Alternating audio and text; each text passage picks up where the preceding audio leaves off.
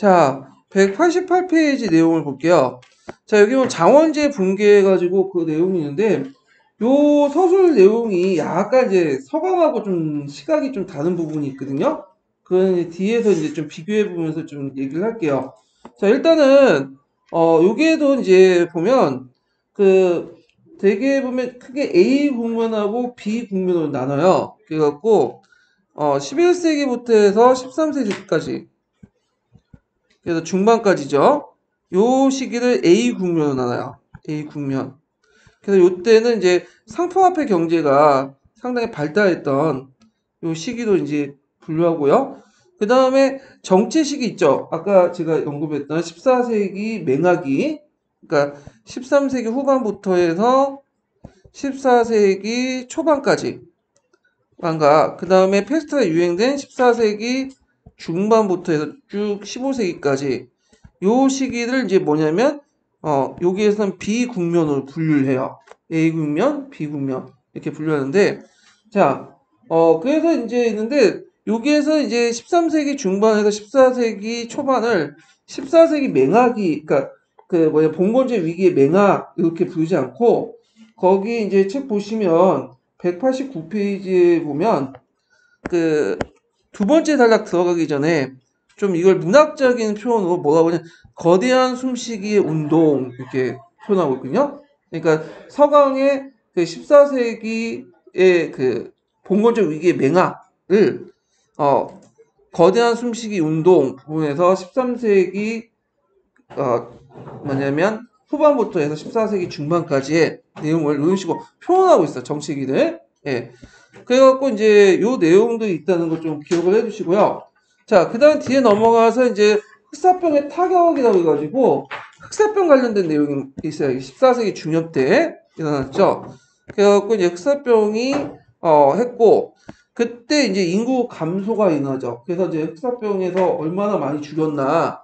그래서 학계에 여러 가지 설이 있다 등등 내용인데 우리가 굳이 그것까지 알 필요 없을 것 같아요. 예, 하여튼 많이 죽었다. 예, 요 정도만 알면 되겠죠. 그래서 그렇게 죽을 수 있었던 게 뭐냐면 그 전에 이미 13세기 후반부터 14세기 중반까지 영양 상태가 별로 안 좋았어요. 그래서 이런 것들이 이제 뭐냐면 면역력 약화가 이루어지고 그리고 흑사병이 돌면서 타격을 주게 된 거죠. 그래서 요즘에 뭐 신종 코로나 바이러스가 이제 유행하다 보니까 흑사병도 나올 것 같긴 해요. 제 생각에는 흑사병이 사회에 어떤 영향을 미쳤는가 이웃 사회에.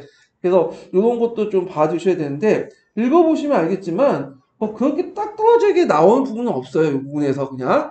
예, 그래서 인구가 많이 죽고 그 사람들이 정신이 타격을 받아서 그 뭐 흑사병 이후에 세계관 해갖고 이제 뭐 죽음에 무도라는 그런 그림 그려놓고 뭐 등등 있는데 자 그럼 넘어가고 그러면 이제 뭐부터 읽냐면 이제 191페이지 그 농촌의 위기부터 이제 읽을게요.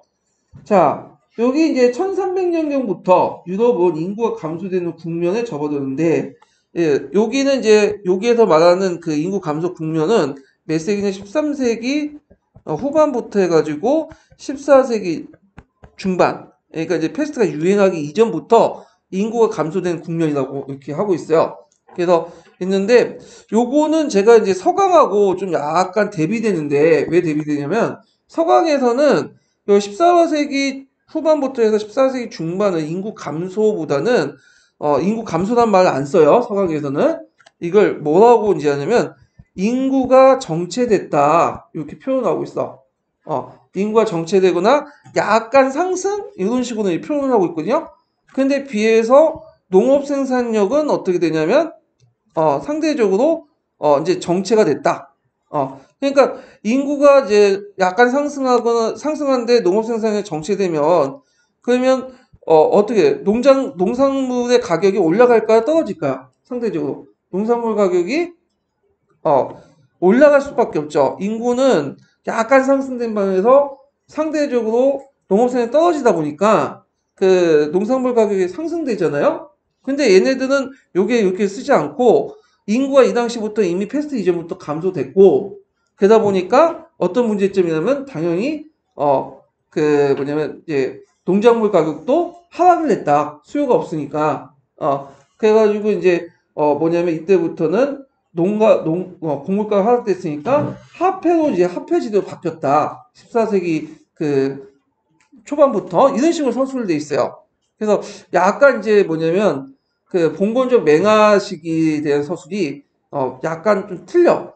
그래서 그 화폐 가치 하락 부분은 서강에서는 14세기 중반부터 서술돼 있는데 요거는 이미 13세기, 14세기 초반부터 이렇게 얘기를 하고 있어요. 봉건적 맹하 시기 때부터. 그래서 좀 약간 이게 좀 틀리다는 걸 좀 알고 보시면 될 것 같아요. 자, 그럼 다시 읽어볼게요. 자, 그래서 흑사병 이전부터 이렇게 이제 인구가 감소했는데 흑사병으로 이런 추세가 급격해졌다. 인구 감소는 노동력 감소 및 경작지 감소를 가져왔고 이로 인해서 영주 수익의 위기가 찾아왔다.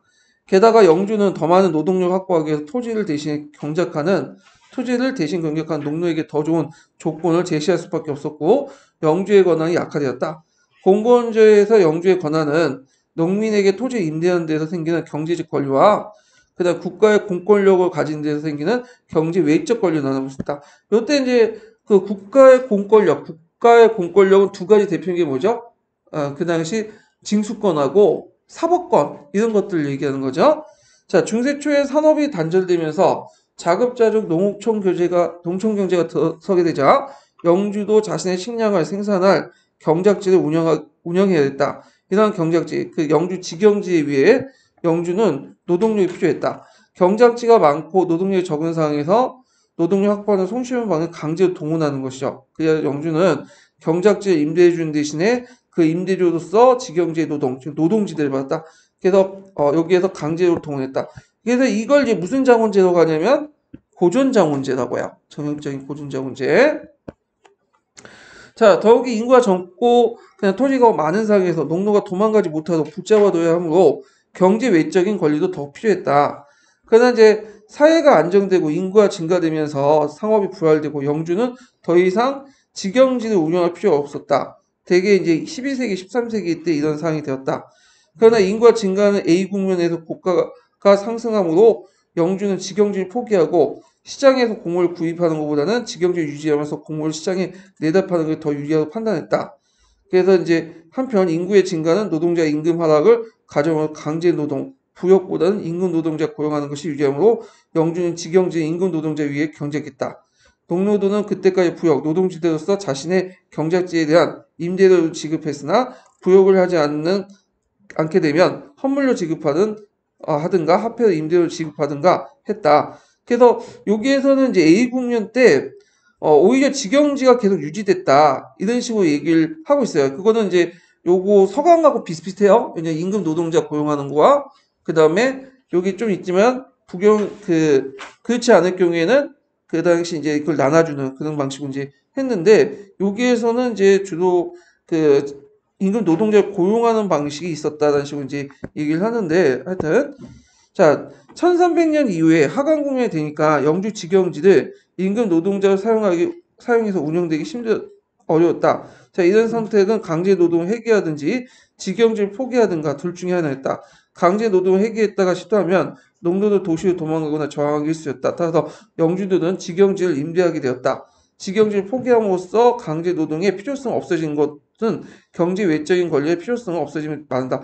그래서 요게 좀 눈여볼 게 서강하고 좀 다른 게 하강 국면 때 이게 뭐냐면 직영지를 포기했다. 이렇게 나오는데 서강에서는 그게 아니라 이미 12, 13세기 때부터 임금 노동자와 함께 또 뭐가 된다고 했죠? 직영지를 포기해서 보유지를 하게 됐다. 이런 식의 내용이 나와서 수주 장원제에 넘어갔다는 그 내용이 있어요. 근데 요거는 약간 시각이 좀 다른지 아니면 이 사람 잘 모르고 썼는지 하는데 제 생각에 이건 잘 모르고 쓴 것 같은 느낌이 팍팍 들어요. 예, 그래서 서강하고 좀 달라요. 시각이. 예, 읽어보시면.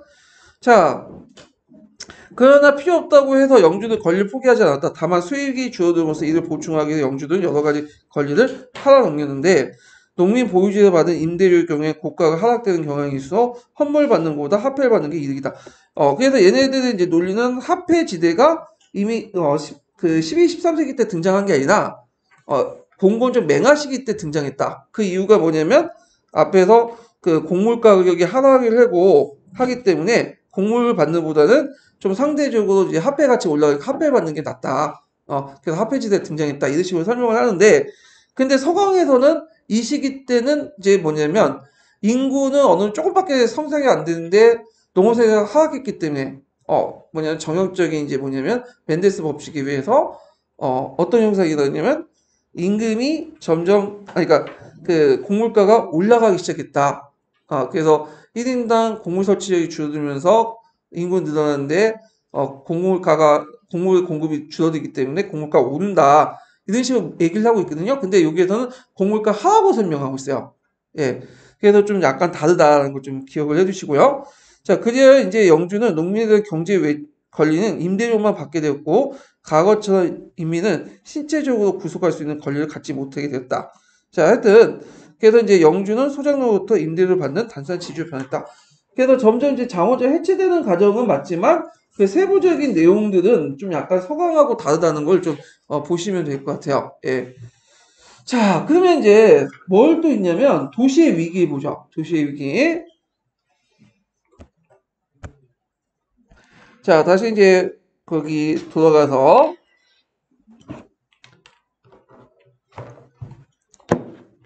자, 서브노트를 볼게요. 자, 도시의 변화 보면 이제 도시의 쇠퇴 보면 흑사병으로 해서 인구 감소는 도시의 경우 농촌보다 더 심각했고, 왜냐면 도시는 사람들이 밀집돼 있잖아요. 그러다 보니까 심각했고, 그래갖고 이제 서강자에 보면 그것도 나와요. 흑사병의 인구 감소가 농촌보다는 도시가 더 심했다.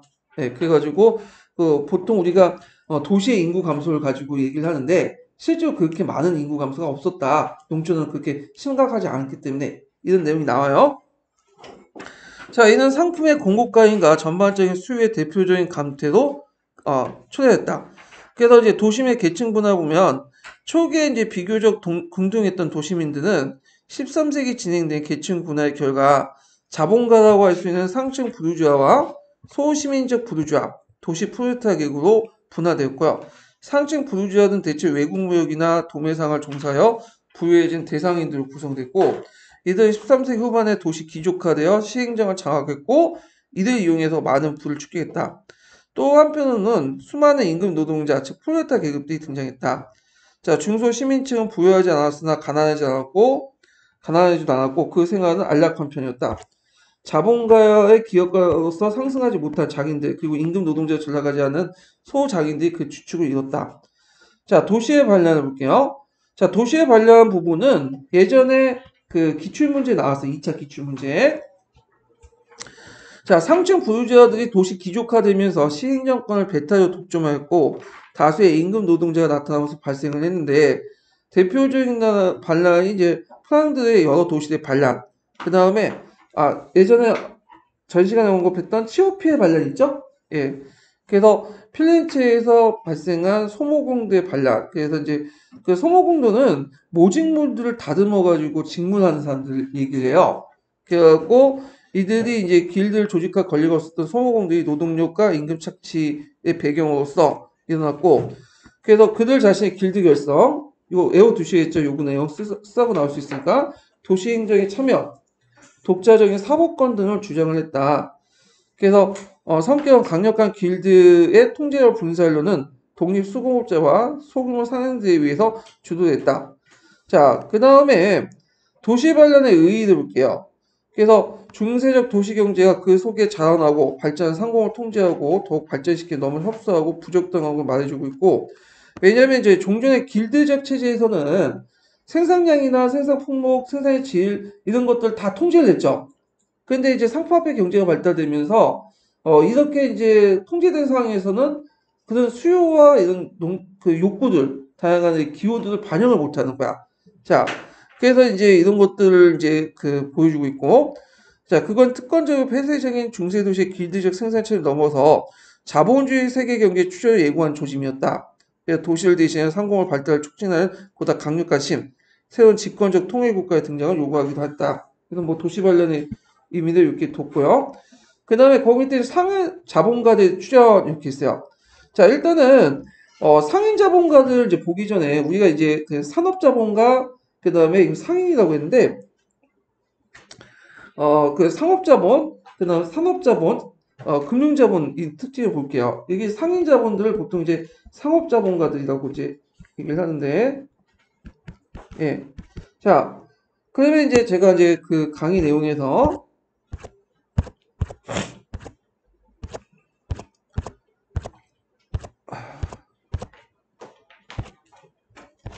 이건 제가 그냥 설명할게요. 강의 찾는 것보다는. 자, 이 상인자본가들 이제 보통 상업자본가들이라거든요. 이 상업자본가들은 뭘 통해서 이제 성장했냐면 유통을 통해서 성장했어요. 유통. 그 유통을 통해서 부를 축적하는 계층들을 상업자본가들이라고 하죠. 그래서 A 지역과 B 지역에서 A 지역의 가격이 비싸고 B 지역의 가격이 싸면 B 지역에 싸가지고 사서 A 지역에 갖다 팔면 유통 마진을 얻을 수 있죠. 그래서 이렇게 성장한 자본은 상인 자본이라고 해요. 상업자본. 자, 그래서 이 상인 자본보다의 추이를 보면 그 당시 영국 모직물 공업의 성장, 그래서 양모 수출이었던 영국이 100년 전쟁 후 양모 수출이 어렵게 되니까 자국산 원료를 이용해서 모직물 공업 육성을 하려고 했고, 그 다음에 이 과정에서 이제 그 상업자본가들이 자본을 대주면서 성장을 했고요. 새로운 무역선의 출현. 그래서 이탈리아 갈레선 같은 경우에는 갈레선은 뭐라고 했죠? 돛하고 노를 사용해서 같이 사용하는 그 배라고 했죠. 이 갈레선이 되게 컸어요. 이탈리아 갈레선이. 그래서 이걸 통해서 그다음 유럽의 남부와 북부를 연결했고, 그다음에 유럽로서 베네치아에서 아프스 넘어 아우크스부르크를 거쳐서 북쪽의 북해 연안 한자 동시 동맹으로 연결됐다. 못하죠. 자, 그래갖고 이제 새로운 무역로가 개척되면서 물건 싼 곳에서 물건 비싼 곳 갖다 팔면서 막대한 이득을 챙겼다. 이렇게 좀 기억을 해두시면 될 것 같아요. 자, 그 다음에 또 하나 이제 또 특징은 뭐냐면 대금융업자 출현과 그 다음에 그들의 선대적 경영 형태. 그래서 이렇게 자본 축적된 이런 상업자본가들은 금융업자로 바뀌게 되고 이들이 이제 선대제 형태로 자본에 투자를 하게 되죠. 선대제라는 것은 뭘 제공하는 거야? 상인 물주들이 집기라든지 여러 가지 원료를 제공해주고 거기에 수공업자들이 그 밑에 예속돼서 일하는 시스템이죠. 그래서 정형적인 이제 뭐냐면 상업자본가들이 이제 성장하는 생산 시스템이에요. 자, 그래서 이런 내용들 같이 기억을 해두시면 되고요. 자, 그 다음에 에티에는 마르쉐의 난인데 요거 뭐와 연결돼서 보시냐면 백년 전쟁하고 그 당시 백년 전쟁 시기였죠. 그 다음에 아까 이제 얘기한 자크리의 난 있죠. 자크리의 난과 좀 연결시켜서 좀 보세요. 자, 배경을 보면 백년 전쟁 정비를 마련하기 소금 판매를 독점하고 그 판매 이익금을 수익을 삼는 염세를 설치했고요. 이 염세 내용은 요때 설치하고 나서 그에도 계속 그 염세가 남아있어요. 프랑스 대혁명 이전까지도 계속. 그 다음에 인두세 신설, 화폐 계약 이런 것도 있고요. 전개 과정은 섭정사가 전쟁 비용과 구강 장애 몸값을 마련하기 위해서 소집한 3부에서 제3부 30분의 대표들이 세금 징수 개혁, 화폐 개주 중지, 그 다음에 3부의 정기적 소집 요구 등을 이제 내었죠. 이게 화폐 개주의 중지는 화폐의 이제 금과 음의 함량을 낮추는 거죠. 여러 가지 기타 금속을 집어넣어가지고 좀 질을 떨어뜨리는 거야. 그래서 많이 발행할 수 있도록. 자, 근데 이런 요구에 대해서 이제 섭정 사드가 이제 거부를 했고, 이때 파리의 그런 부르주아 계층들이 반란을 일으키죠. 그래서 그걸 이제 그 주도한 사람의 이름을 따서 이때는 마르쉐난, 그리고 자크리난과 제휴를 하려고 했지만, 곧바로 이제 보수파에 진압이 되죠. 그래서 이 에티에는 마르쉐난은 외워두시는 게 좋을 것 같아요. 명칭 정도. 100년 전쟁이 일어났다. 그리고 자크레난과 결합을 하려고 했지만 안 돼갖고 곧바로 진압이 됐다. 이렇게 이제 파악을 해두시면 될 것 같아요. 자, 그러면 요거와 관련돼 가지고 한번 서양사 강좌에 있는 내용도 좀 읽어볼게요. 도시의 위기.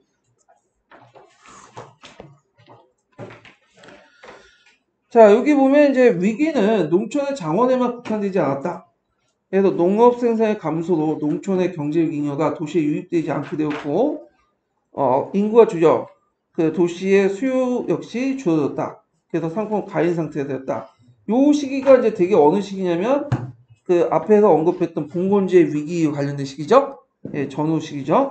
생산 가인은 생산자들의 사이에 경쟁을 낳았고 이는 다시 가격을 낮추는 결과를 가져왔다.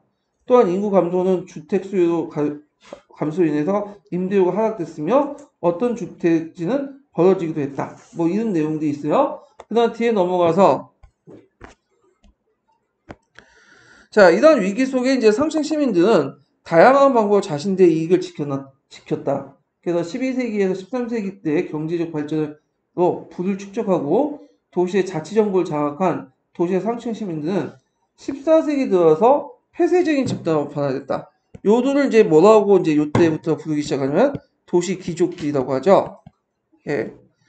그래서 조합에 대한 통제권을 가지고 있었던 도시의 자치정부는 조합을 규칙을 엄격하게 적용하기 시작했으며 장인이 되는 시험에 까다로운 규정을 삽입함으로써 직인이 상승할 수 있는 길을 막았다. 그래갖고 그 당시 이제 장인들 같은 경우에는 그 직인들이 자기 자리를 올라갈 수 있는 걸 막아버렸죠. 그래서 자기 자식들을 세습시키고 뭐 그런 문제점이 일어났죠. 그 다음에 도시자치정부의 행정관직은 상층 시민들에 의해 독점됐으며 이들은 혼인관계를 통해서 강하게 결속되었다. 자, 이들의 목표는 귀족이 되는 것이다. 자, 이들은 이미 그 이전 시기에도 농촌의 영지를 구입함으로써 영주로서 생활하고 있을 뿐만 아니라 경우에 따른 국왕으로부터 귀족 자기를 받기도 했다. 14세기 들어와서 귀족이 될 수 있는 다른 길이 열렸는데 그건 간직에 진출하는 것이다. 대표적인 게 프랑스의 이제 귀족 중에 범법 귀족이라는 게 있죠. 자, 이 범법 귀족들은 돈을 가지고 귀족의 지위를 사는 거야. 되게 고등법원이나 뭐 지방법원에 법원직 이제 판사 자리를 이제 사면서 진출하는 거죠. 자, 그래서 국왕의 권력이 확대되면서 많은 관료들이 필요했는데 이런 간직으로 진출하면서 귀족이 될 수 있었다. 또한 이들은 인구 감소에 따른 농촌의 토지를 싸게 구입할 수 있었고 거꾸로 농촌의 영주나 부유한 농민들 역시 도시에 버려진 주택을 저렴하게 구입해서 재산을 늘렸다. 그래서 이제 이런 내용도 있고요.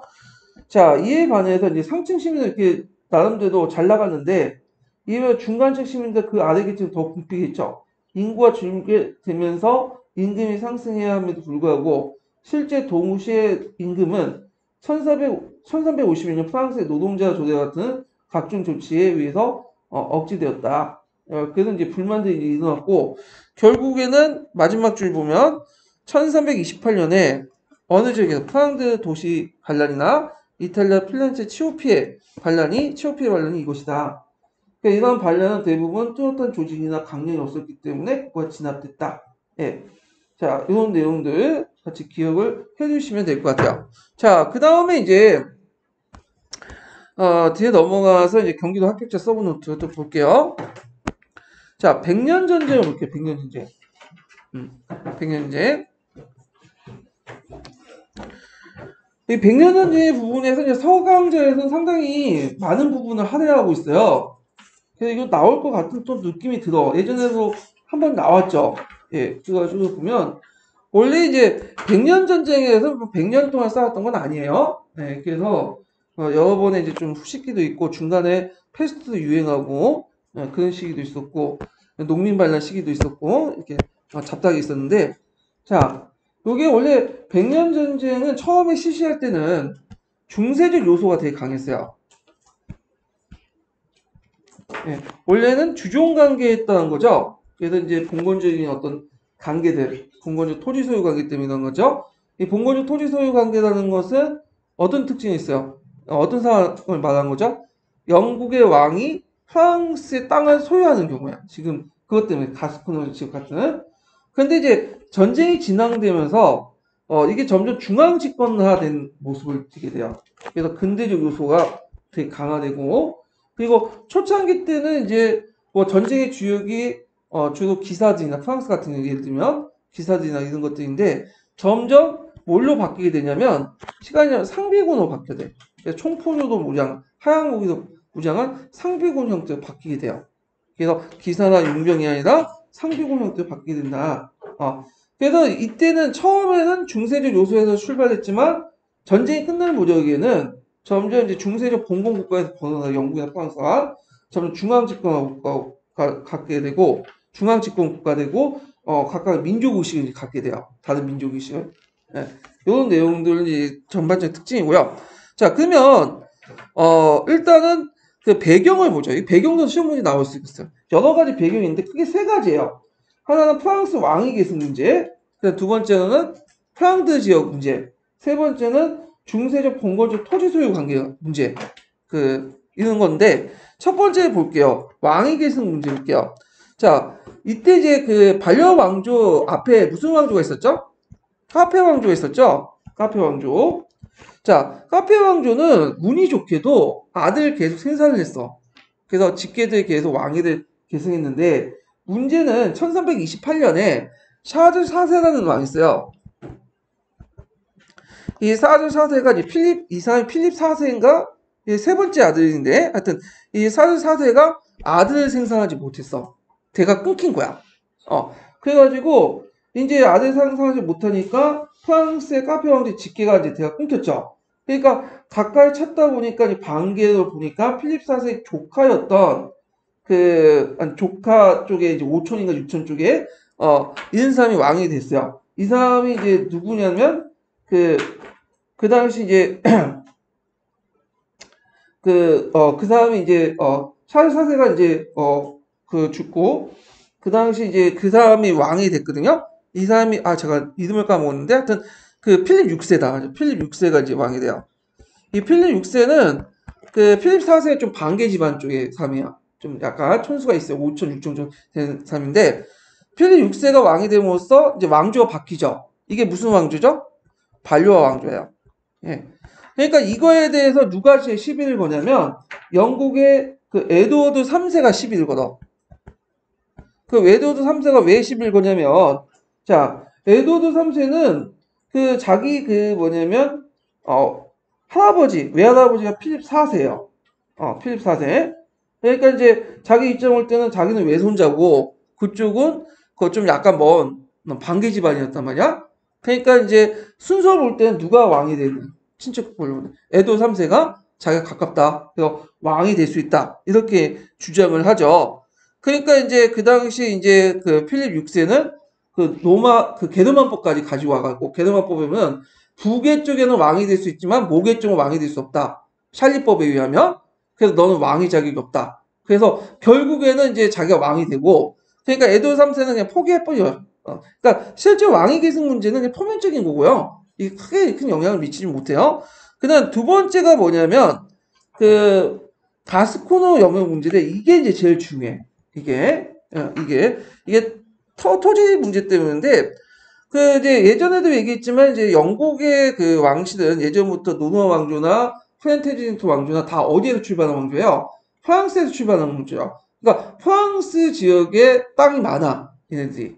그러니까 지금 형식상 영국의 신하지만 프랑스의 신하지만 영국의 왕이 프랑스 왕보다 더 강력하고 땅이 많아요. 예. 근데 이제 그때 전에 조난 때 부빈 전투에서 많은 땅을 잃었죠. 영국이. 근데 아직까지 남은 땅이 있었어. 이게 뭐냐면 저기 프랑스 남쪽 지역에 있었던 가스코너 지역이에요. 여기 포도주 상지도 되게 유명하거든요.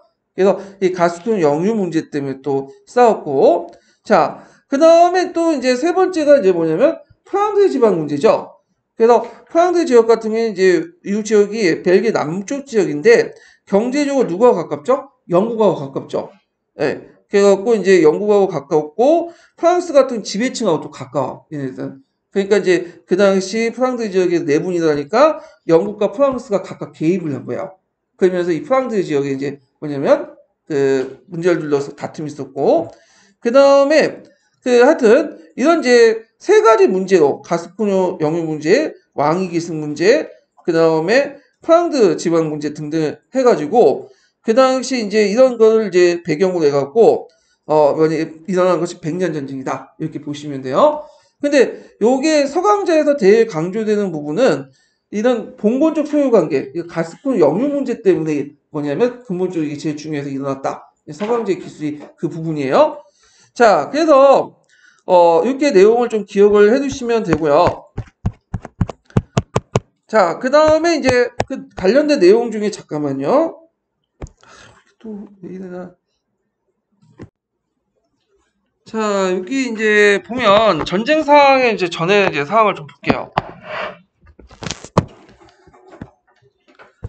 자, 전쟁 전의 상황을 보면 프랑스가 이제 영국에 비해 인구도 수준 많고 생활 수준 높았으나 실제로 이제 그 당시 영국의 왕권이 프랑스보다 더 힘이 강했기 때문에 프랑스보다 영국이 동원할 수 있는 병력들이 더 많았고요. 아니면 거의 비슷했고. 자, 그 다음에 이제 프랑스 같은 경우에는 경제적 우위였지만 프랑스 왕이 돈이 필요할 때는 3분의 1은 전충해야 돼. 근데 영국 같은 경우에는 그 영국 위에 협력을 통해서 전쟁을 위한 보조세를 거둘 수 있었고 양모 수출에 커다란 이제 세금을 또 징수할 수 있었거든요. 그래서 권력 측면에서 이제 동원할 수 있는 재원 측면에서 영국왕이 더 유리했죠. 그 다음에 전력 측면을 올 때는 대개 보면 이제 프랑스 군대의 핵심은 중무장한 봉건 귀족들 기사들이 주축이었어요. 근데 이제 이에 반해서 영국 같은 경우에는 봉건 기사들도 있었어요. 기병들도 존재를 했지만 주적은 누구였냐면 그 새로운 무기 장궁을 가진 롱보라고 하거든요. 이 장궁을 가지고 있는 자연농민 출신의 보병대가 주적이었어요. 자연농민.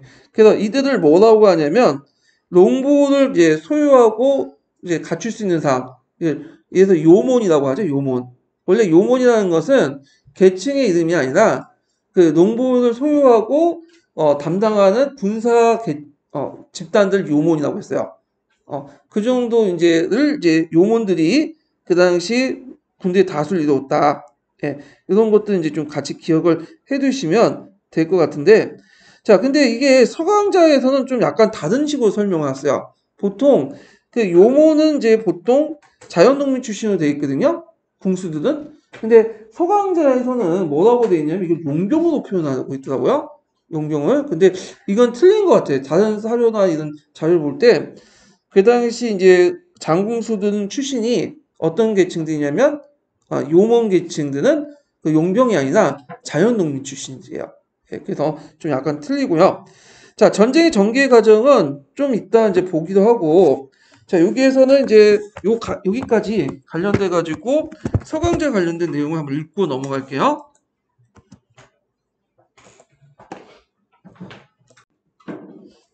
자, 그 서강제 195페이지를 볼게요. 자, 봉건제가 이루고 있는 두 축은 영주제와 주중제이다. 그 앞서 설명하신 농촌의 변화가 영주제 몰락과 관련된 것이라면 주중제의 몰락은 왕권 강화와 중앙 집권을 설명할 수 있다. 자, 주중제의 가장 큰 특징은 그 공권력의 해체하고 지방 분권화라고 이제 볼 수 있죠. 공권의 해체와 지방 분권화라고 볼 수 있는데, 이러한 중앙 집권화를 잘 보여줄 수 있는 사건이 백년 전쟁이다. 그래서 이제 그 주중의 특징이 그 공권력 해체와 지방 분권한데 이러한 중앙 집권화를 가장 잘 보여주는 사건이 백년 전쟁이다. 이게 좀 약간 말투가 좀 이상한데, 그러니까 주중제 해체 사건을 잘 보여줄 수 있는 것이 백년 전쟁 이렇게 이해를 해주시면 돼요. 그래서 이제 그 백년 전쟁은 기간 동안이 한 110년 동안 일어났지만 실제적으로 뭐 이렇게 여러 가지 요소가 개입되면서 실제로 이제 뭐 그 중간중간 쉬는 타임이 많았죠. 자, 그러면 이제 내용을 보면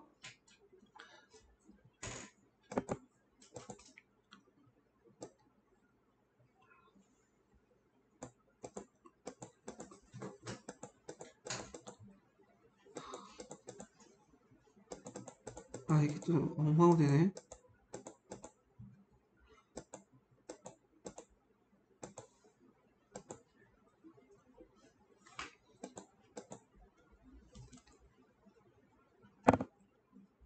자, 초기 전투는 기사 중심을 이뤘다는 점에서 초기에는 봉건적 성격을 가지고 있었지만 아까 얘기한 것처럼 그러나 그 전쟁이 끝날 때 해당 국가였던 잉글랜드와 프랑스는 중세 봉건 국가에서 벗어나 중앙 집권 국가로 발전하게 됐고 또 이제 다른 민족 의식을 갖게 되었다. 예. 그래서 이제 뭐 뒤에도 설명했지만 일단 뭐 잔다르크의 등장이라든지 그 다음에 영국과 프랑스 특히 영국이 프랑스의 국내에 이제 땅을 상실함으로써 영국 문제에 집중하게 되죠. 그러면서 이제 영국 나름대로 이제 민족의식 그리고 프랑스도 그 영국과 대항하는 과정에서 어떤 민족의식 이런 것들이 등장을 하게 되죠. 자, 어떻게 보기에는 1차적 원인은 프랑스 왕위 계승 문제처럼 보인다. 1328년에 샤르 4세가 아들을 낳지 못하고 사망함으로써 프랑스의 카페 왕조의 직계가 대가 끊어졌고요. 자, 이래서 왕위는 가장 가까운 남자 상속자에게 돌아가는데, 자, 이게 이제 필립 6세죠. 이에 대해서 왕위 계승자인 필립 4세 조카인 발로아 백작 필리프와 필립 4세의 외손자인 잉글랜드 왕 3세, 에드워드 3세다. 그래서 이제 그 백작 필리프는 이제 필립 6세로 이제 즉위하게 되죠. 이 사람이. 그래갖고 에드워드 3세는 여성이 왕이 오는 것을 불가능하다도 그 여성의 아들이 왕위에 오를 수 있다고 폈다. 그러나 프랑스에 있던 반려왕 백작 필리프가 멀리 떨어진 에드워드보다 유리했다. 그래서 1328년 반려왕 백작 필리프는 재빨리 파리에 진입하여 왕위를 계승하였다. 자, 그러나 이것은 바로 전쟁에 연결되지 않았다. 멀리 있는 에드워드로서는 어쩔 수 없는 일이기 때문이다. 상황이 악화된 14세기 초 프랑드 지방의 여러 도시에서는 수공업자들의 반란이 발생을 했는데 이걸 빌미로 프랑스 국왕이 프랑드 지역에 대한 간섭을 강화했기 때문이다. 자, 프랑드 지방은 모직물 생산이 발달한 지역으로 모직물 원료가 되는 약물을 잉글랜드에 수입하고 있었으며 잉글랜드와 이해관계를 공유하고 있었다. 자, 잉글랜드 국왕으로서는 프랑스 국왕이 프랑드 지역에 대한 지배를 강화하는 것은 묵과할 수 없기 때문에 두 왕의 관계는 더 악화되었다. 자, 그러나 이제 여기에서 이제 왕위 계승 문제나 프랑드 문제는 그 하나의 원인이 될 수 있지만 중요한 원인은 아니에요. 더 큰 문제가 뭐냐면 그 아까 얘기한 것처럼 중세 봉건적 토지 보유에서 비롯된 거죠. 그래갖고 잉글랜드 국왕은 오래전부터 프랑스 국왕의 봉신이었다. 1066년 잉글랜드의 노르망디가 세운 정복한 원리엄은 원래 프랑스 노르망디 공작이었고 잉글랜드 국왕이 된 이후에 노르망디 공작력을 계속 보유하고 있었고요. 그 후에 이제 헨리 1세부터 대가 끊기죠. 그 후에 이제 반개 혈족이었던 그 앙주백이 이제 즉위하죠. 그래서 헨리 2세 이름으로. 그래서 이제 이 왕조를 플랜테겐트 왕조라고 하는데 이들 또한 뭐냐면 나름대로 그 프랑스에 영주가 있었고 그 다음에 헨리 2세가 누구하고 결혼했죠? 알리에노도하고 결혼했죠. 그 당시 누이 누구였다냐 누이 7세의 그 이혼녀죠. 그래서 이 알리에노가 뭘 가지고 있었냐? 아키테 지역을 가지고 있었어요. 그래서 이렇게 막대한 영역을 가지고 있었다. 그래서 그 당시 그 프랑스 영국 왕이 잉글랜드 왕이 지배한 영역을 보면 프랑스 영역을 그 앞에 지도에서 보이는 것처럼 상당히 넓어. 일단은 노르망디 지역을 장악하고 있었고요. 예, 그 다음에 앙주 지역 있죠. 이 앙주 지역을 장악하고 있었고 그 밑에 이제 뭐냐면 그 여기 남쪽 보르도 있는 지역 있죠. 보르도 그 지역들 그 남프랑스 일대를 또 장악을 하고 있었죠. 아키테 지역을. 그래서 상당한 영지를 가지고 있었다는 거죠. 물론 이제 뭐 노르만 지역과 앙주 지역 같은 경우에는 상당히 이제 나중에 북인 전투도 해가지고 다시 프랑스 왕으로 넘어갔지만 하여튼 아직까지도 그 남쪽 지역이었던 그 보로드 지역, 가스코르 지역 같은 거를 이제 장악하고 있었다. 이렇게 이제 보시면 돼요. 그래서 제일 이제 문제가 됐던 지역이 요 지역이에요. 가스코르 지역. 기엔이라고 공장역 있죠? 요 지역이 가스코르 지역인데, 자, 하여튼 여기가 노른자 땅이었어. 경제적으로 중요한 지역이었죠. 포도주 생산지고. 자, 그래서 이제 이런 것들 이제 같이 기억을 해주시면 되고요. 다시 넘어가서. 자, 그래서 이렇듯 이제 잉글랜드 국왕은 혼인과 상속, 그리고 봉투의 교환을 통해 프랑스의 봉투를 계속 확대됐고, 특히 14세기 접어들 무렵에 프랑스의 남부 지역이었던 가스코르 일대에 많은 영지를 보유하고 있었다. 예. 자, 그 다음에 이제 그 밑에는 봉건제 아래에서 영국 국왕과 잉글랜드 국왕, 프랑스 국왕의 관계예요. 그래서 잉글랜드 국왕은 프랑스 국왕의 신하죠. 예. 그렇지만 잉글랜드가 프랑스의 신하 왕국이라는 의미는 아니에요. 예, 왕과 그 왕은 개인적인 관계고 국가 관계에서 입장 볼 때는 잉글랜드는 프랑스의 많은 영토를 가지고 있는 거야. 예, 그래서 이런 관계였다는 거죠. 그래서 잉글랜드는 프랑스 영토를 가지고 있기 때문에 하나의 제국이죠. 왕국 넘어서 다른 많은 영토를 가지고 있는 제국이었다.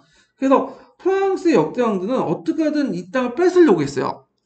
그래서 이제 대표적인 싸움이 필립 2세가 부빈 전투에서 조난한테 싸움을 해가지고 뺏은 영토들이 상당히 많다고 했죠. 자, 그래서 요 내용들 이제 좀 같이 기억을 해두시면 되고요. 자, 그 다음에 마지막 단락을 좀 볼게요. 자, 한편 프랑스 국왕은 12세기 말 이래 줄기차게 그 당시 왕령제를 확대했는데 이 과정에서 제후와의 어떤 충돌을 피할 수 없었다. 따라서 잉글랜드 국왕이 프랑스 내부의 봉투에 보유하고 있는 한 프랑스 국왕과 잉글랜드 국왕의 충돌은 예정된 일이나 다름없었다. 1328년에 반려와 백작 필리프 6세도 즉위에 왕에 올렸을 때도 마찬가지로 프랑스 국왕은 잉글랜드 국왕의 봉신으로서 충성을 맹세할 것을 요구했고 이에 잉글랜드 국왕은 에드워드는 직접 가지 않고 문서상 서약만 했나봐요. 그러니까 이거는 제대로 된 충성 서약이 아니다 하면서 그 당시 노른자 땅이었던 가스코너 공장을 몰수하게 이뤘고 에드워드가 가만히 있지 않았죠. 군대를 파견하면서 전쟁이 시작됐죠. 원래는 이제 봉건 그 제도에서는 주종 관계를 할 때 이제 신설을 해야 돼. 신설을 하지 않으면 어떻게 되냐면 땅을 뺏겨요. 근데 이 신설가 제대로 안 됐다 하면서 트집자면서 이제 공격을 한 거예요. 자, 그래서 와서 볼 수 있듯이 전쟁의 시발은 뭐예요? 중세적 요소야. 봉건적 토지 보유 방식을 관련돼서 영국과 프랑스 왕의 어떤 다툼에서 시작된 거죠. 그래서 이렇게 이제 보시면 될 것 같고 뒤에 넘어가서 자, 전쟁전의 상황을 보면요. 프랑스가 더 유리한 상황이었다. 1340년경에 프랑스의 인구는 2100만 명이었고요. 잉글랜드의 인구는 거의 450만에 불과했다. 참고로 그 당시 잉글랜드는 오늘의 영국이 아니에요. 오늘 영국은 그 스코틀랜드, 웨일즈, 그 다음에 북아일랜드 지역까지 합쳐갖고 영국이라고 하고, 잉글랜드는 오늘 영국의 남부 지역을 이제 잉글랜드라고 하죠. 자, 그러나 전쟁 비용 조달은 거의 비슷했고, 오히려 영국이 더 뭐냐면 유리할 수 있어요. 왜냐면 양모 수익 같은 것들을 이제 할 수 있고, 의회를 통해서 이제 하는데, 프랑스 왕 같은 경우에 3부에서 이제 징수하지만 여기가 한계가 있어. 그리고 군대 체제는 잉글랜드가 조금 더 효과적으로 조직을 가지고 있었다. 그래서 이제 프랑스는 중무장한 기사들이 주력을 했고, 이게 주력이죠. 기사군 체제였고요. 잉글랜드는 보병을 중심하는데, 여기에서 이제 아까처럼 말한 용병 체제였다는 게 좀 약간 틀려. 여기에서 이제 그 보병은 군병인데, 군수죠. 군병. 활을 쓰는, 롱보, 장궁을 쓰는 사람들인데, 이들은 용병이 아니에요. 이게 좀 약간 웃긴데, 용병이 아니고, 이들은 뭐냐면 자연농민층이에요. 예. 그래서 이제 이 자연농민층들이 주로 군대에 징발돼 갖고 온 거야. 이 사람들이. 그래서 이들을 이제 뭐냐면, 롱보를 이제 뭐냐면, 소주에서 싸울 수 있는 사람, 요몬이라고 했는데, 이게 일종의 나중에 계층이 된 거야. 그러니까 그 정도의 뭐냐면 경제 능력이 되는 사람들, 장궁으로서 활동할 수 있는 사람들, 자연농민층을 요몬이라고 불렸죠. 자, 그래서 이제 용병체제라는 건 좀 약간 말이 안 되고 틀렸고, 예. 그리고 이제 전술에 있어서 잉글랜드가 더 효율적으로 전술을 사용했다. 프랑스는 정통적인 기사 군대가 무대를 지어가지고 돌진하는 형태야. 그래서 제일 무식하는 게 전략 전술이라는 개념도 없어요. 그냥 말 타고 그냥 돌진을 하는 거야. 돌진하는 거. 예. 근데 그 당시에 그게 먹혀졌던 게 뭐냐면 같은 팀도 돌진을 하는 거야. 육박전이에요. 특히 이제 그 유럽 애들은 등치가 크잖아요. 그러니까 육박전은 뭐냐면 상당히 밀어붙이는 형식으로 이제 전쟁을 하죠. 자, 근데 잉글랜드군은 그렇게 무식하게 전쟁을 하지 않았어요. 얘네들은 어떤 식으로 이제 얘기했냐면 일단은 그 양쪽에 뭘 배치하냐면 궁수를 배치해요. 궁수들 요문을 배치하고 그 다음에 가운데 뭘 배치하냐면 기병하고 창병을 배치해. 기병하고 창병을 배치해요. 그래서 궁수가 먼저 이제 발사를 하고 그럼 궁수가 장전을 해야 될 거 아니에요? 장전할 시간이 있겠죠. 그러면 저기 기병이 다가오면 어떻게 해요? 막을 수가 없잖아요. 그러면 누가 나가냐면 창병이 나가. 창병이 나가서 여기 긴 창 있죠. 장창 있죠. 장창을 해갖고 장찬진을 쳐요. 그러면 기병이 다 갈 수 없죠. 그러면 이제 그때 뭐냐면 그 기병이 뭐냐면 내려가지고 밀집 보병대 있죠. 밀집 보병대를 형성해. 그러니까 기병이 기병 말 타는 것도 있지만 말을 안 될 경우에는 내려와서 보병 역할도 해요. 밀집 보병 형태. 자, 그런 식으로 해서 이제 궁수를 뭐냐면 효율적으로 방어하는 시스템을 갖춰놨어요. 그래서 상당히 잉글랜드가 군대 측면에 올 때 효율적으로 전술 전략을 했어. 근데 프랑스군은 전략 전술도 없었어요. 근데 이렇게 잉글랜드가 효율적으로 전략 전술을 했던 게 뭐냐면 잉글랜드는 싸움을 많이 했어요. 북쪽에 누가 있었죠? 스코틀랜드가 있었죠. 그 다음에 웨일즈 지역의 정복, 뭐 아일랜드 정복. 그러다 보니까 얘네들은 실전을 겪으면서 이제 종전의 어떤 기사군 체제가 필요 없다는 걸 알게 되고 이런 식으로 좀 효율적으로 전쟁할 수 있는 어떤 능력이 있었던 거야. 그러니까 이런 체제에 그 당시 프랑스군은 계속 깨져. 뭐 크레시 전투에도 깨지고 부아티에 전투에도 깨지고 이렇게 해서 뭐 앙제쿠라 전투에도 깨지고 크레시, 부아티에, 앙제쿠르 이런 전투에서 매번 이제 뭐냐면 무식하게 돌진했다가 이런 그 뭐냐면 보병 중심의 궁수 중심의 어떤 잉글랜드 군에게 깨지게 돼요. 예. 그런 것들이 특징이라는 걸 좀 기억을 해두시면 되고요. 자, 하여튼 내용을 보면 프랑스의 경우 기사 군대가 무리를 지어서 차를 공격하는 13세기 때 그런 방식인데 반해서 잉글랜드 군대는 기사 군대 사이에 군사를 배치하고 그 이를 보호하면서 상대 기사 군대의 돌진을 저지하는 전술로 사용했다. 그래갖고 이제 처음에는 전쟁을 시작할 때 잉글랜드 군이 프랑스 남서부의 가스쿠르 항구 도시였던 보르도에 상륙하면서 시작됐죠. 근데 전쟁 초기 때는 그렇게 잉글랜드군과 프랑스군이 충돌할 여지가 없어요. 왜냐면 그때 중세시대 때 전쟁은 적을 공격해서 뭐냐면 싸워서 이기는 것보다는 일종의 약탈이었어요. 전쟁을 통해서 도시를 약탈하는 거야. 그러니까 상대방들 있는 곳을 피해가지고 약탈해갖고 보급하고 한탕 좀 약간 챙기는 형태였거든요.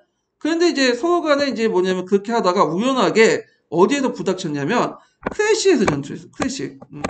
그래서 이때 이제 1346년에 크래시에서 이제 한판 붙었는데 자 이때 이제 어떤 상황이었냐면 그 에드워드 이제 3세가 이제 그러니까 에드워드 3세 여름에 흑태저라는 사람이 있어요. 영국에. 그 사람이 이제 잉글랜드 군이 노르망디에 상륙해서 약탈 장애하고 있었는데 그때 이제 한번 이제 다 하고 나서 카렌을 통해서 기한하려고 했어요. 그러니까 필립 6세가 그걸 보고 기사 소집령 내가 군대를 소집한다는 추격을 했는데 이때 이제 때마치 어떤 게 비가 내렸어요. 막 비가 내렸고 그 당시 이제 영국 군대는 언덕 위에 있었고요. 프랑스 군대는 언덕 밑에 있었어. 그러면 좀 기다렸다가 싸워야 되잖아요. 근데 프랑스 군대는 무식하게 그 뭐냐면 기병들이 언덕 위로 올라가게 된 거야. 근데 문제는 비가 내리다 보니까 거기에 뭐겠어요? 진흙탕 있죠. 그러니까 이제 말이 이제 쓰러지고 그리고 기사들은 엉금엉금 올라가고 그 틈을 노려서 그 당시 영국의 장군들이 잉글랜드 장군들이 그러니까 장궁을 가지고 있는 보병들이 이 뭐냐면 기병들 공격을 한 거야. 그래서 이들을 섬멸시켰어요. 그래가지고 이때 이제 그 관련된 내용이 크래시 전투예요. 예. 그래서 이제 이때 프랑스 군대가 수적인 우세에도 불구하고 그 잉글랜드 궁 장궁 앞에서 무너지게 되는 거야. 근데 이제 이게 그 크래시 전투 외에도 그 뒤에 있는 포아티에 전투나 아체쿠나 전투나 안첸쿠루 전투나 다 똑같은 비슷한 전쟁 방식을 겪게 돼요. 예. 그래서 이런 내용들 좀 기억을 해주시면 될 것 같고요. 자, 두 번째 단락을 볼게요. 자, 크래시 전투에 끝난 다음에 두 번째 전쟁이 이제 큰 전투가 뭐냐면, 포에티에 전투에서 이제 일어났는데, 그 내용을 보면요.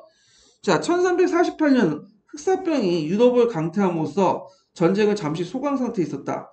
그다음 1355년 잉글랜드 군이 다시 이제 프랑스 남부 까레에 상륙해 가스코너부터 북부 이동해 약탈과 방어를 시작했는데 프랑스 국왕이었던 장이 군대를 소집해 흑세자를 쫓아갔다. 흑태자라고 하는데 여기 세자라고 적어놨네요. 하여튼 드디어 두 군대는 프랑스 중부 푸아티에서 이제 전쟁을 하게 되죠. 이 푸아티에 전투도 그 앞에 10년 전에 벌였던 클래식 전투하고 똑같아. 그래서 잉글랜드 군사들이 하나 쏘는데 그 무식하게 그냥 프랑스 중부장 기자들이 돌진을 한 거야. 그러니까 다 맞아 떨어진 거야. 근데 이제 이게 장군 맞으면 그 프랑스 중무장들은 저 기사들은 뭐야 갑옷을 입기 때문에 뭐 죽진 않아요. 그렇지만 쓰러진단 말이야. 그럼 쓰러지면 어떤 문제가 생기냐면 얘네들 일어나는 시간이 일어나는데 보통 30분 40분 걸려요. 왜? 중무장을 했기 때문에 무거운 갑옷을 들고 일어나기가 힘들어요. 그러면 그때 이제 뒤에 있었던 그 보병들이 달려들어가지고 도끼 있죠, 도끼. 도끼를 가지고 갑옷을 깨, 머리를. 그래갖고 얘네들 살 죽일 뻔인 거야. 그래서 머리를 이렇게 딱 해가지고 툭을 연 다음에 꼬챙이 있죠? 꼬챙이 얼굴 박아버려요. 예. 자, 그런 식으로 승리하는 거야. 그러면 이제 그 당시에 이제 뭐냐면 기병들, 중무장 기병들은 그걸 대항할 수 없는 거죠. 일단 맞아 떨어지고 하면 다시 올라가기 힘든 그런 형태이기 때문에 너무 무게가 무거운 갑옷을 입고 이제 싸우기 때문에 그런 건데, 자, 하여튼 이 전투에서 그 당시 프랑스 왕이었던 누가 사로잡히냐면 그 장이 사로잡혀요. 그래서 국왕 장마도 포로가 됐고, 그 다음에 결국에는 1360년 브레트니 전쟁에서 그 프랑스는 상당한 영토에 대한 권리 잉글랜드에게 인정해줬어요. 그 후에도 이제 프랑스 왕들은 계속 이제 싸웠는데 그때는 전면전을 피하고 일종의 게릴라전을 이제 펼치면서 영토를 조금씩 회복했어요. 그러나 이제 잉글랜드 왕과 제후들의 대립과 방목, 이게 이제 장미 전쟁의 이제 그 시발점이죠. 혼란 상황에서 이제 프랑스에 신경을 쓸 겨루가 없었고 영국은 그야 전쟁은 소규모 전투만 벌어지는 일종의 소강 상태에 빠졌죠. 자, 그러다가 15세기 넘어가면서 잉글랜드에서는 리처드 2세가 폐위되고 왕이 이제 헨리 4세로 양이 됐고 그 등장의 헨리 5세는 이제 이 사람은 전쟁을 좋아하는 사람인데 노르만디를 또 공격을 해요. 그리고 이제 그때 프랑스 왕이었던 사르 6세는 정신병으로 이제 있었기 때문에 제대로 통치가 못했고 그 밑에 이제 삼촌들이 대신 통치하는 그 시대가 있었죠. 자, 이런 가운데 이제 헨리 5세가 노르만디에 상륙하면서 전쟁을 했고 이때 이제 그 잉글랜드 군이 이 앙체크루 전투에서 프랑스군을 격파한 똑같은 방법을 격파해. 예. 그래갖고 프랑스군은 또 무식하게 뭐죠? 중장보병들 이끌고 돌진을 해. 근데 여기에서 좀 눈여겨볼 게 좀 예전 경험이 있어갖고 누굴 동원하냐면 그때 프랑스군이 석궁사들을 불려요. 석궁사들. 석궁은 뭐냐면 그 기계식 활 아시죠? 그래서 그냥 쏘는 게 아니라 그 기계식 활로 해갖고 쏘는 방식이 이제 뇌에 있죠, 뇌에. 이런 석궁을 이제 얘기하는데 기계식 활을 쏘는 제노바 용병들을 불려요. 근데 이 제노바 용병들이 이제 문제점이 뭐냐면 너무 급히 싸우는 바람에 석궁사들이 이제 그 화살을 쏘고 잠시 자신들이 이제 피할 공간이 필요하잖아요. 방패가 있어야 되는데 이 방패를 안 가지고 왔어. 그래서 이 석궁사들이 이제 전쟁 전에 이 방패가 필요하다. 왜냐면 활을 쏜 다음에 자신이 이제 활이 날아올 거 아니에요. 반대편 쪽에서. 그럼 피할 수 있는 큰 방패가 있어야지 그 방패 밑으로 들어가서 숨을 수 있다. 그런데 이제 그 밑에 그 말들은 이제 그 프랑스 왕은 무시해버리고 무슨 말이냐 그냥 싸워라. 그래서 이때 석공사들이 방패 없이 자기 보호할 수 없는 방패 없이 싸우다가 어떻게 되냐면 화살 맞거나 앞으로 돌진한 기병들에게 당하게 돼요. 예. 그래서 결국에는 이제 뭐냐면 석공사들이 대거 이제 죽게 되고 거기에다 이제 빛깔이 내려가지고 또 진흙탕 게 똑같은 경우가 당하죠. 그래서 잉글랜드 군이 이제 뭐냐면 공격해 오니까 거기에 이제 프랑스 군이 넘어지고 그러면서 또 무거운 갑옷 때문에 이제 뭐냐면 또 일어나지 못하고 그래서 또 지게 돼. 그러니까 크레이시 프레티의 앙체크루 전투는 계속 프랑스의 중무장 그 기병들이 누구한테 계속 깨지는 전투가 되는 거예요. 영국의 그 보병, 특히 장궁술들에게 깨지는 전투가 되는 거야. 되게 비효율적으로 싸우는 거죠. 자, 그래도 이제 요 앙체크루 전투 이후에 이제 누가 실권을 장악하냐면 그 당시 브루그노 공작이 이제 실권을 장악해요. 이 브루그노 공작은 친프랑스 쪽의 인물이에요. 그래서 여기에서 좀 이상한 게 얘네들이 그 프랑스 내에서 공작들이 그 합친해가지고 뭐냐면 영국군을 막는 게 아니라 그 안에서 친영파 제 말 잘했네. 브루그노 공작은 친영파야. 예, 친영국파죠. 그래서 부르고노프처럼 친영파도 이제 존재하고 이에 대해서 이제 왕을 지지해주는 그런 제후들도 있고. 근데 우리시고타는 좀 매국노 같은 비슷한 사람들인데 하여튼 그 부르고노 공작이 실권을 장악하고 이 뭐냐면 트로아 조약을 맺게 돼요. 그래서 이 트로아 조약에 의해서 그 당시 프랑스 국왕이었던 그 딸 카트리와 그 헨리 5세가 그 뭐냐면 결혼하게 되고요. 그리고 사르 6세하고 헨리 5세가 이제 사망하면 헨리와 카트리 사이의 아이가 이제 프랑스 잉글랜드 왕을 뭐냐면 계승하도록 그 뭐냐면 조약을 맺게 되죠.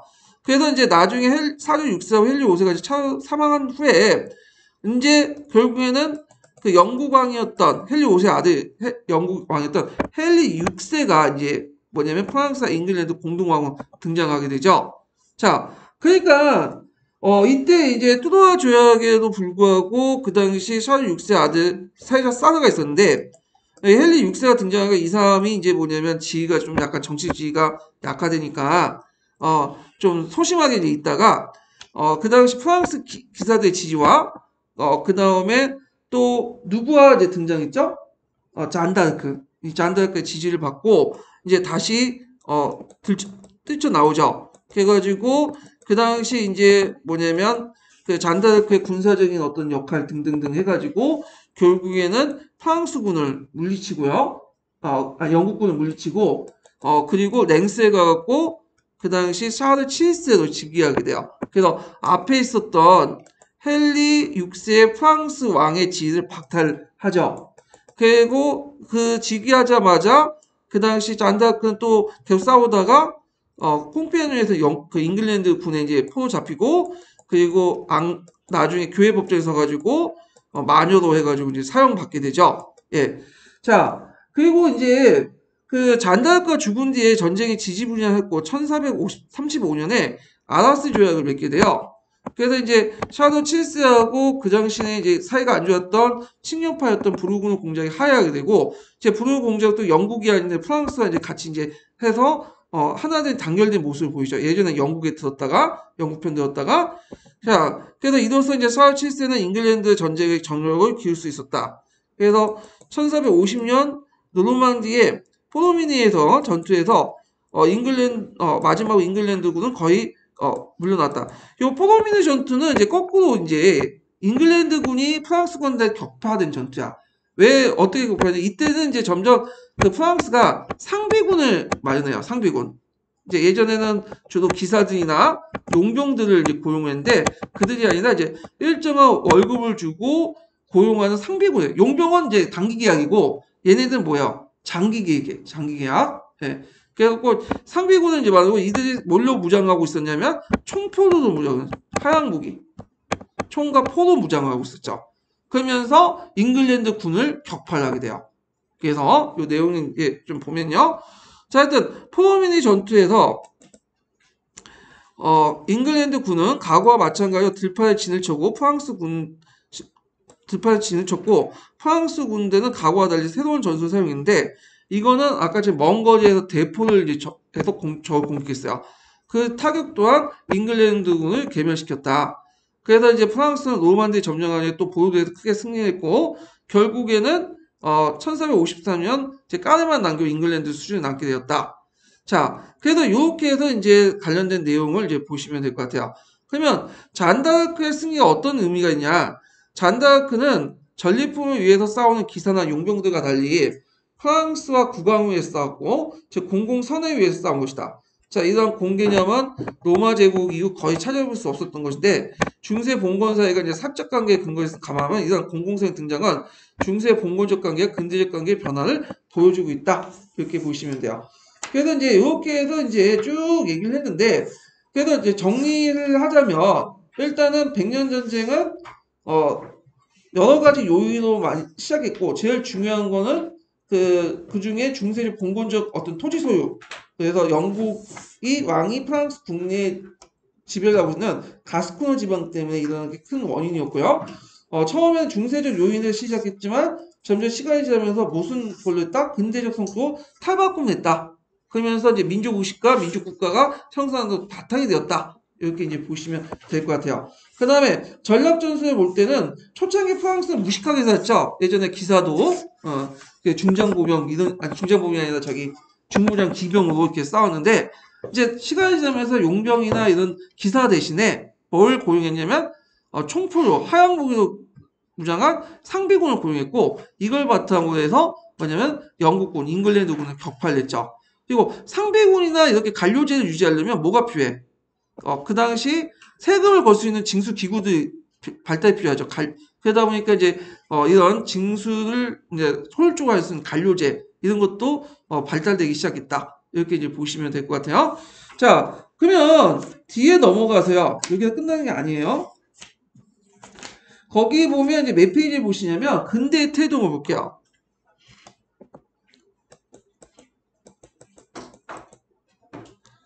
자, 근대 태동에 보면 이게 뭐가 나와 있냐면 그 백년 전쟁 있죠? 백년 전쟁을 이제 반영된 어떤 근대사의 어떤 변화, 요 백년적 영향 이런 것들 여기에 있거든요. 한번 읽어보면 자, 여기 보면 이제 보면 영토의 통일성 보면 흔히 절대 왕정 국가란 통일된 영토를 바탕으로 전 영토에 걸쳐 균등하게 권력을 행사하며 다양한 형태의 도전을 받았을 때 이를 굴복시키는 국가를 말한다. 자, 이러한 왕의 권력 행사를 돕는 것은 관료제와 상비군이며 그 요소를 뒷받침할 수 있는 조세제도다. 자, 이런 기준을 볼 때 잉글랜드와 프랑스는 100년 전쟁을 거치면서 절대 왕정 국가가 되었다고 할 수 있다. 자, 100년 전쟁의 주된 원인으로서 잉글랜드 왕의 프랑스 내 봉투 공유는 중세 봉건제 일반적이다. 따라서 잉글랜드와 프랑스 사이의 영토의 경계 또한 모호할 수밖에 없었다. 자, 이러한 모호한 경계에서는 100년 전쟁을 거치면서 점차 사라지면서 두 나라의 경계에서는 분명해졌고요. 전쟁이 끝났을 때 잉글랜드 국왕이 보유하고 있는 프랑스 영토는 어느 까렌뿐이었다. 까렌은 그 도보에어 바로 앞에 있었던 그 영토요. 그런데 이것도 나중에 이제 영국 다시 넘어가요. 자, 그래서 이제 이렇게 해서 국경이 확실해지면서 잉글랜드와 프랑스는 해협을 둘러싼 서로 다른 국가로 발전하게 됐고 민족의식을 라는 것을 싹트기 시작했다. 그래서 이때 민족의식을 싹트게 할 수 있었던 큰 역할을 했던 것이 어떤 사람이었다? 잔다르크죠. 그래서 잔다르크는 싸울 때 어떤 영주 개인의 그런 이익이나 그 다음에 사적인 관계에서 싸우는 게 아니라 왕을 상징한 프랑스를 위해 싸웠어. 예, 그게 상당히 의미가 있죠. 그래서 그 당시에는 프랑스란 말보다는 주로 자기가 어떤 지역 출신, 뭐 부르고느 지역 출신, 그다음 노르망디 출신 이런 식의 의식을 가지고 있었고, 그다음에 프랑스 사람들에서 모두 다 프랑스 왕을 지지했던 건 아니거든요. 영국 왕을 지지한 사람도 있고 부르고느 공작처럼. 근데 이 잔다르크를 통해서 국민의식을 일깨워주면서 이제는 프랑스란 이름으로 단결하기 시작한 거야. 그래서 결국에는 이제는 하나 단결해서 영국을 물리치는 어떤 계기가 되었죠. 그리고 영국의 입장을 때는 이제 뭐냐면 이 100년 전쟁을 통해서 프랑스 안에 있는 영토가 많이 산실됐잖아요. 거의 산실됐잖아요. 그러니까 이제 프랑스에 관심 없고 어디에 관심? 국내 문제에 관심 있어. 그러면서 나름대로 잉글랜드라는 민족의식이 형성되기 시작한 거죠. 자, 그래서 이 100년 전쟁 프랑스나 잉글랜드 둘 쪽 양쪽에 민족의식이 큰 뭐냐면 도움이 되었다. 자, 이런 것들가 이제 좀 연결돼서 이제 보시면 될 것 같아요. 자, 그 다음에 이제 뒤에 요것도 이제 각자 읽어보시고, 자, 거기 보면 상비군 창설 부분 볼게요. 자, 중세 종말에 가장 뚜렷이 보여주는 부분이 바로 전술의 측면을 할 수 있다. 즉, 기사도로 무장한 기사 군대의 비효율성과 그에 따른 기사 군대의 몰락이 그것이다. 그 대표적인 이제 100년 전쟁 초중반에 있었던 크레시 전투, 푸아르테 전투, 안제쿠르 전투죠. 요거 외워두시는 것도 좋을 것 같아. 뭐 전투 명칭 쓰라고 가끔씩 나오죠. 자, 요 전투까지는 프랑스 군대는 기사가 중심으로 구성되어 있었다. 국왕이 전투를 하기 위해서 봉신들은 군사적 봉사를 요구하는 소집령을 내렸는데 군대가 완전히 소집되기까지는 꽤 시간이 걸렸다. 시간이 지체되는 걸 제외하고도 기사군대를 중심한 전수는 궁사와 보병을 중심한 잉글랜드의 전수에 번번이 패배해 거의 쓸모없게 전수됐다. 그래서 잉글랜드의 하사는 기사들의 갑옷을 뚫거나 뚫지 못하더라도 기사가 타고 있는 말을 죽일 수 있었고, 그리고 기사가 그걸 맞으면 또 뭐야? 쓰러지죠. 프랑스 기사들이. 그러니까 이제 프랑스 기사들이 무거운 갑옷을 지탱하는데 지나치게 많은 체력을 소모했고 하사의 강함을 갈수록 갑옷의 툭굿이 이제 더 두꺼워지고 기사의 움직임을 둔하게 만들었어요. 그래서 기사가 하사를 맞고 쓰러지면 죽진 않지만 움직이지 못하니까 그 뒤에는 잉글랜드 보병이 꼬챙이 들고 와가지고 툭을 연다면 죽인다고 했죠. 자, 그래서 이제 이렇게 그 중세 기사도에 입각한 기사 군대는 더 이상 이제 효율적인 전투 집단이 아니었다. 그래서 그 자리를 장구로 갖춘 보병 집단 용병대에게 넘겨주었다. 이것도 아직 잘못됐다고. 용병대가 아니에요. 이거는 잘못됐는데 자연 농민 계층이에요. 이건 다른 책에 나와 있어요. 자, 하여튼 더욱이 이제 15세기 초에 들어가면 대포가 하양부가 등장하면서 결정적 기사들 무용지물이 되었다. 자, 그래서 이제 이따가 이데아 기사들 용병이 중요한 자리들을 차지하겠다. 그래서 이제 대표적인 용병이 이제 석궁병이라고 해서 그때 제노바 석궁병 얘기했죠. 이 석궁병들이 등장을 하게 돼. 자, 근데 이 용병들의 문제점은 이 사람들이 이제 일자리 되면 막 도둑대로 변하고 그래요. 그래서 이때 이제 이런 문제를 해결하기 위해서 프랑스 국왕 사르 7세가 칙령을 내렸죠. 1445년에 12개 부대의 상비군 칙령군을 설치했다. 요것도 외워두세요. 그때 상비군의 이름 써라고 하면 사르 7세가 맞는 칙령군이라고 쓰시면 돼요. 칙령군. 그리고 상비군하고 용병은 다른 거 아시죠? 용병이라는 것은 단기 계약이에요. 단기 계약이고 주로 외국인 용병들이 많죠. 국내 용병보다는. 근데 상비군은 일종의 조직 체계를 만들어가지고 일종의 장기적으로 이들을 이제 육성하는 제도죠. 그러니까 우리나라 같은 경우는 용병이 아니죠. 직업군은 상비군이라고 하죠. 이들 용병이라고 생각 안 하죠. 그렇지만 스위스나 뭐 프랑스 외인 부대 이런 애들은 뭐야? 용병이야. 얘는 계약 관계를 통해서 뭐냐면 군대에 들어왔으니까 단기적으로 이렇게 단기 계약 관계를 통해서 들어왔기 때문에 그런 건데, 자, 국왕으로부터 급료를 받은 칙령군은 칙령군 부대는 각각 랭스라는 100개의 로 이루어졌고, 랭스라는 기병, 검사, 궁사, 그 다음에 시종 6명으로 구성되었다. 참고로 이 랭스라는 말은 뭐냐, 원래 창이란 뜻이에요. 창병이란 뜻인데 이게 나중에 이제 군대 단위가 되는 거야. 원래. 예. 자, 각 칙령군의 하나의 지역을 담당하여 치안을 유지하거나 잉글랜드 점령지를 탐하는 데 역할을 했다. 자, 이러한 상비군의 탄생에 의해 신속할 수 있는 무력을 국왕만을 갖게 되었음을 의미한다. 상비군의 탄생이야말로 신속히 이용할 수 있는 무력을 국왕만이 갈 수 있는 것 갖게 되었음을 의미한다. 그러니까 국가가 성립되려면 무력을 독점해야 되잖아요. 네, 우리나라도 지금 무력을 누가 독점하고 있죠? 국가가 독점하고 있잖아요. 경찰권이나 군대권을. 마찬가지로 무력을 국왕으로 상징한 국가가 독점했다는 데 의미가 있어요. 이거는 중세시대 때 여러 무장단체들, 사적 무장단체들이 무력을 나눠서 갖는 그런 거와 다른 모습을 띠고 있죠. 자, 그러면 일단 이런 상비군하고 관료제를 유지하기 위해서는 무슨 제도가 필요하죠? 조세제도 확립이 필요하죠. 그래서 이런 100년 전의 와중에서 조세제도 같은 것들이 완비됐다. 이 내용이 이제 그 부분에 있는 건데 여기까지 읽고 끝낼게요. 자, 14세기 이전까지 프랑스에서는 신민 전체가 항상 일정에 부과된 세금이나 존재하지 않았다. 국왕은 자신의 영지에 나오는 수입으로 살아가야 했다. 전쟁이 시작되자 국왕은 영국을 방어하려는 자신의 노력에 모든 신민이 기여할 것을 요구했다. 신민의 기여, 즉 세금은 전쟁 같은 명백한 필요가 있을 때만 가능했다. 처음 세금을 징수했을 때는 그 기간을 1년으로 한정했다. 그러나 1년 후에 전쟁이 끝나지 않았으므로 세금이 다시 징수됐고 그 후에 여러 차례 1년 단위 징수했다. 자, 이러한 1년 단위 징수가 해를 거듭하게 되자 기간은 5년으로 바뀌었고 마침 1360년 징세기간이나 신민의 동의를 규정하지 않게 되었다. 자, 그러면서 이제 예전에는 3부에 소집해서 일일이 몇 년 단위도 이렇게 동의를 구하고 했는데 전쟁이 장기화되다 보니까 이제 어떻게 돼요? 그 동의 절차 상관없이 항상 걷게 되는 거야. 그래서 이제 지금도 우리나라 보면 세금을 일일이 동의해서 받는 건 아니죠? 그냥 걷잖아. 예. 그래서 100년 전쟁 가세 확립과 더불어 관료제 확립에 동의를 줬다. 세금은 세신부의 대표회의를 할 수 있는 3부에 결정되는데 3부에는 가세를 인정하는 대신에 세금 징수를 국왕 관료에게 맡기지 않고 3부에 선출된 사람을 맡겼어요. 이게 초기 때 얘기예요. 근데 이제 이렇게 1년 단위가 아니라 조세가 한국의 길을 접어드니까 일종의 이제 징세형 일종의 관료가 됐고 원래는 3부에서 임명해야 되는데 이걸 실제 누가 임명한 거야? 국왕이 임명한 거야. 그래서 국왕 임명하면서 100년 전쟁 이후에 프랑스와 잉글랜드는 강력한 절대 왕정국가, 군민국가로 첫 걸음을 내디뎠다. 이렇게 보시면 돼요.